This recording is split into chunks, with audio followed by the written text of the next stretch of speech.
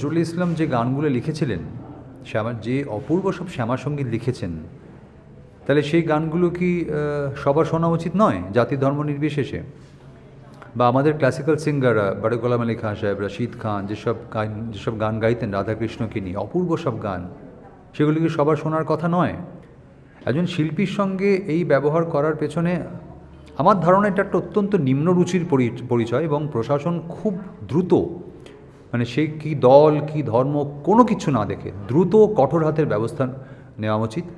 এবং আমি একজন শিল্পী হিসেবে, একজন অভিনেতা হিসেবে লগ্নজিতার পাশে দাঁড়িয়ে বলছি যে কোনো মূল্যে এই জাতীয় যে প্রবণতা যেটা দেখা দিচ্ছে সেটা আটকাতে হবে, এবং সমস্ত দলমত নির্বিশেষে সমস্ত শিল্পী সাধারণ মানুষকে এক জায়গায় এক মঞ্চে এসে দাঁড়িয়ে বলতে হবে যে শিল্পের কোনো জাত হয় না, শিল্পের কোনো ধর্ম হয় না, শিল্প সবার, সৃষ্টি সবার জন্য। উনি চিৎকার করে বলেন, অনেক জাগমা হয়েছে, এবার একটু সেকুলার গা। বেসরকারি স্কুলের অনুষ্ঠানে গান গাইতে গিয়েছিলেন শিল্পী লগ্নজিতা চক্রবর্তী, আর সেখানেই হেনস্থার মুখে পড়তে হলো শিল্পীকে। মারাত্মক এই অভিযোগ উঠল পূর্ব মেদিনীপুরের ভগবানপুরে। শনিবার সেখানকার সাউথ পয়েন্ট পাবলিক স্কুলের বার্ষিক অনুষ্ঠানে গান গাইছিলেন শিল্পী লগ্নজিতা চক্রবর্তী। তার অভিযোগ, জাগমা গানটি গাওয়ার পর দর্শকাসন থেকে মেহবুব মল্লিক নামে এক ব্যক্তি উঠে আসেন মঞ্চে। তিনি লগ্নজিতাকে মারধর করতে পর্যন্ত উদ্যত হন।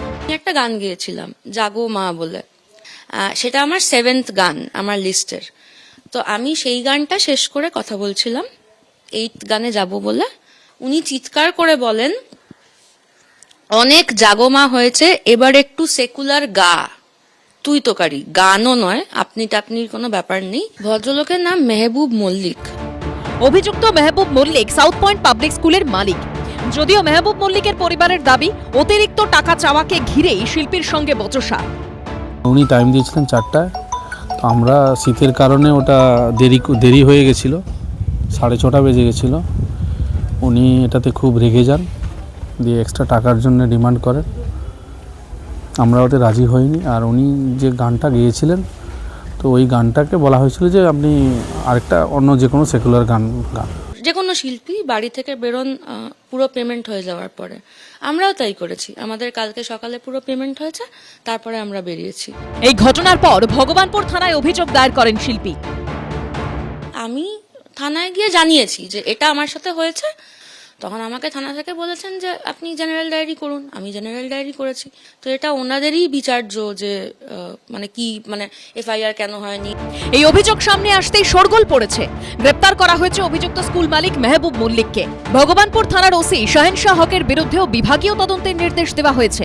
আমরা প্রাথমিক তদন্তে যেটুকু পেয়েছি তাতে ওই যে মেহবুব মল্লিক বলে যে আছে, ও যেভাবে ইন্টারাপ্ট করে, আমরা সঙ্গে সঙ্গে অ্যারেস্ট করতে বলিওছি, এবং তখন থেকে রেড শুরু হয়। হি ওয়াজ অ্যাবসকন্ডিং। আমরা সকালে ওকে অ্যারেস্ট করেছি। এসডিপিও লেভেলের অফিসারকে দিয়ে আমরা ওসির এগেনস্টও একটা ডিপার্টমেন্টাল এনকোয়ারি আমরা ইনিশিয়েট করেছি। এদিকে এই ঘটনা সামনে আসতেই শাসক দলের বিরুদ্ধে আক্রমণ শানিয়েছে বিরোধীরা। তৃণমূল নেতা মেহবুব মল্লিক বেসিক্যালি চুলের চোরাচালানকারী, চীনে জেল খেটেছেন 5-7 দিন। গতকাল রাত্রে মঞ্চে উঠে লগ্নজিতা চক্রবর্তীকে এই গান বন্ধ করতে বলেন কেন, এবং তারপর তাকে মারধর করার চেষ্টা করা হয়, অ্যাসল্ট করবার চেষ্টা করা হয়, তাকে আঘাত করবার চেষ্টা করা হয়। আর বাংলা কত অন্যায়, অত্যাচার, অপমান সহ্য করবে আমার জানা নাই। একটা মহিলা শিল্পী, তাকেও আজকে হেনস্থা হতে হচ্ছে, অপদস্থ হতে হচ্ছে তৃণমূলের নেতার খামখেয়ালি ইচ্ছা অনিচ্ছার কারণে।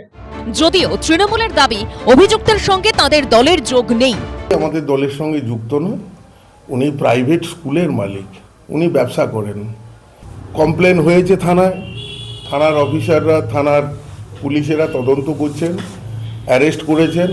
নিশ্চিত পুলিশ তার আইনত ব্যবস্থা নেবেন। সব মিলিয়ে এই ঘটনাকে ঘিরে বিতর্ক তুঙ্গে উঠেছে। অরিত্রিক ভট্টাচার্য, ঋত্বিক প্রধান ও বিটন চক্রবর্তীর রিপোর্ট, এবিপি আনন্দ। এবিপি আনন্দ, এগিয়ে থাকে, এগিয়ে রাখে।